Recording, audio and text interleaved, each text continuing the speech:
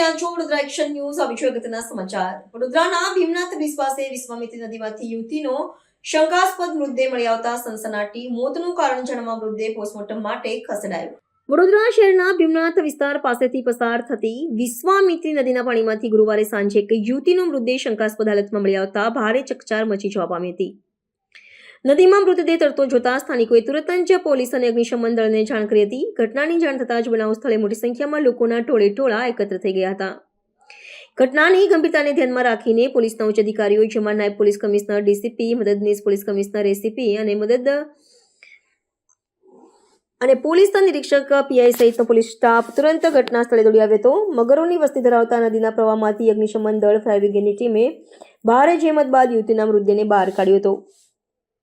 પોલીસે મૃતદેહનો કબજો મેળવીને તેને પોસ્ટમોર્ટમ માટે હોસ્પિટલ ખાતે મોકલી આપ્યો છે. પોલીસ અધિકારીઓના જણાવ્યા અનુસાર પોસ્ટમોર્ટમ અહેવાલ આવ્યા બાદ જ મૃત્યુનું ચોક્કસ કારણ જાણી શકાશે, જેના આધારે આ ઘટના આપઘાતની છે કે હત્યાની તે નક્કી થઈ શકશે.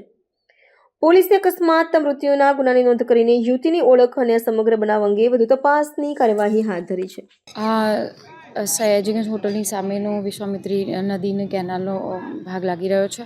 એની અંદર અમને એક ટેલિફોનિક વર્દીના આધારે કોઈ અજાણી વ્યક્તિની લાશ મળી છે. લાશની ઓળખ અને એ લાશને કાઢી અને એને પીએમ કરાવી અને એડી દાખલ કરવાની કાર્યવાહી પોલીસ કરી રહી છે. કેટલી ઉંમર છે લાગે છે અંદાજે?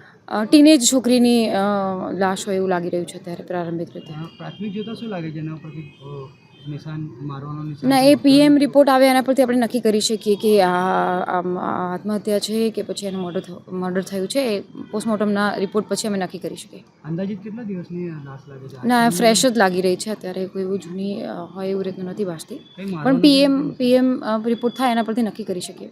પ્રાથમિક જોતા આપ લોકો જોઈ રહ્યા હતા? હા, એના આધારે હું કહું છું ને, કારણ કે આ નદીમાં તરતી લાશ છે અને એ કોઈ નદીના એંગલથી એને વાગી ગયું છે કે કોઈ માર્યું છે અથવા તો પછી એને જમ્પ લગાડ્યું છે, એ બધું પીએમ આધારે નક્કી થાય. કયા ભાગે વાગ્યું છે? એ આખું પીએમ રિપોર્ટના આધારે નક્કી થશે એના શરીરના કેટલા ભાગમાં વાગેલું છે.